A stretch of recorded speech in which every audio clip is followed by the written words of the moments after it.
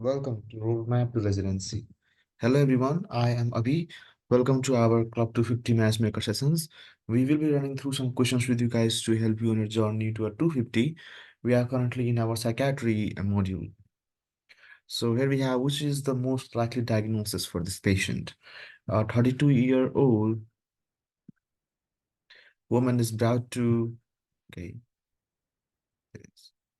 is brought to the psychiatric emergency department by her family due to a recent change in behavior.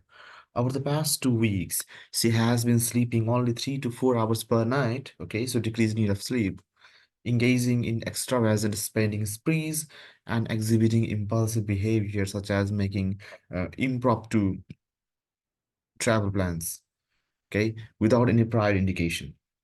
She talks rapidly, jumps between topics, and interrupts others frequently.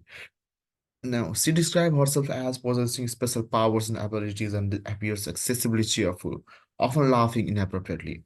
Now, despite her decreased need for sleep, she denies feeling fatigue. What is the most likely diagnosis for this patient?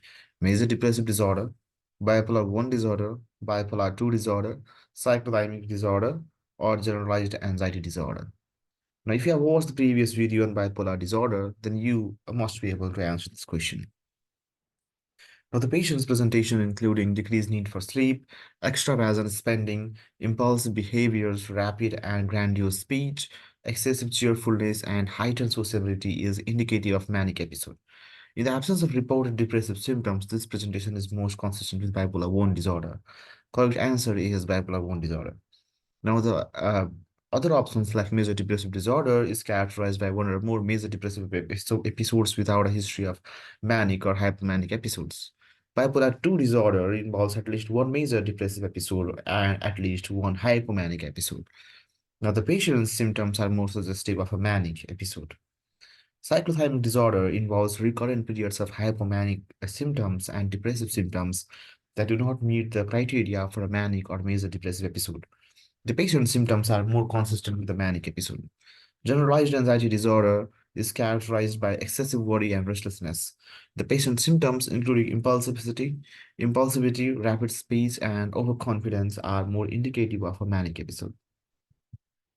Now let's talk about manic episode and hypomanic episodes.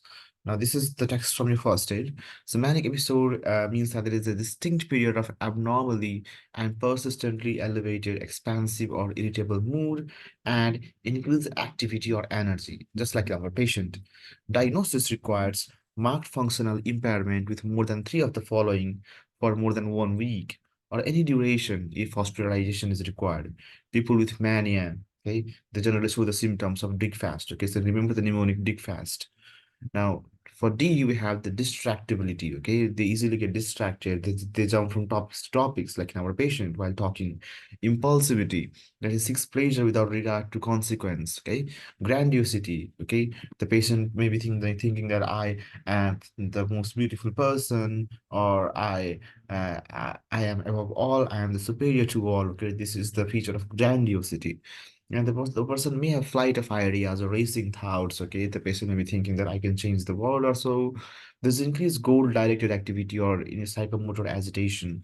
Decreased need for sleep is one of the most important hint that will be there in your question stem.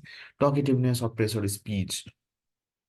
Now, there is something called as hypomanic episode. Now, in hypomanic episode, which is similar to a manic episode, and except mood disturbance is not severe enough to cause marked impairment in social and or occupational functioning or to necessitate hospitalization.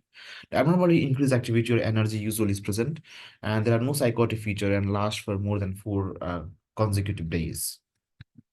So again, distractibility, impulsivity, grandiosity, I'm above everyone, flight of ideas, activity increasing, sleep deficit, and talkativeness.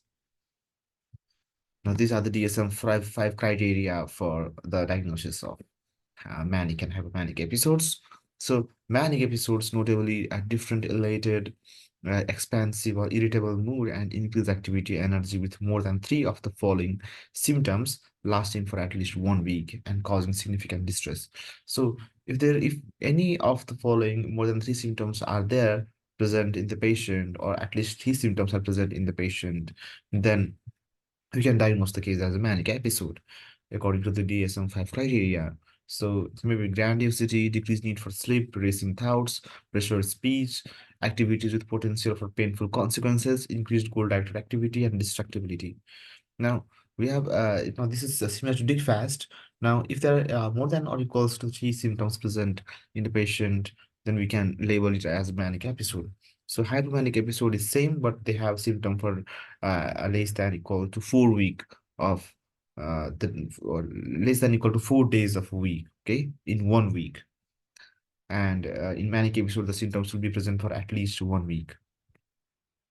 Now, the definitions of bipolar disorder again, because it is somewhat related to the manic episode. So, bipolar 1 disorder is when there is manic or mixed episode with or without psychosis and or major depression. Bipolar 2 is when there is a hypomanic episode with major depression. Cyclothymia is hypomanic and depressive symptoms that do not meet the criteria for bipolar 2 disorder. And there is bipolar disorder not otherwise specified, which does not meet the criteria for major depression, bipolar 1, bipolar 2, or cyclotherapy. If it does not meet anywhere else, it is bipolar disorder, not a specified one. So example, less than 1 week of manic symptoms without psychosis or hospitalization. Now, again, this is how manic episode may progress or present. So there are multiple factors which may progress to bipolar disorder, like genetics, neurotransmitter imbalances, abnormal neurocircuitry, and environmental factors like traumatic events. Now, these all cause decreased inhibitory controls of emotional circuitry and can precipitate the patient to bipolar disorder, which causes the disruption of emotional homeostasis and oscillation between the mood states, that is, manic or depressive episodes. Manic episodes, minimum 1 week, are requiring hospitalization, where the patient have symptoms like elevated mood, increased goal behavior, decreased need for sleep, distractibility, raising thoughts, pressured speech, euphoria, grandiosity, irritability, and increased risk-taking behavior. So euthymic mood is when there are definite periods of normal mood, okay, between these episodes. Now that is called as a euthymic mood. Depressed episode lasts for minimum of 2 weeks and may have these following symptoms like decreased pleasure, depressed mood, increased withdrawal from surroundings, decreased concentration, okay, change in sleep and fatigue, maybe increased sleep, maybe decreased sleep, and hopelessness and increased suicidal thoughts and behaviors. Now, these are the pharmacological treatment for acute mania, according to the CA and MAT guidelines. So, the first line agents that we recommend for manic episode is lithium. Okay, always remember lithium. Second line is carbamazepine, and gabapentin and topiramate are no longer recommended. So first line, we will be giving the patient lithium or olanzapine. Okay, if not that, then we just move forward to the second line agents like carbamazepine or lithium plus divalproex. So here we have one more question here. So what is the primary goal of the treatment plan for this patient? So a 32-year-old woman diagnosed with bipolar 1 disorder presents with a recent manic episode.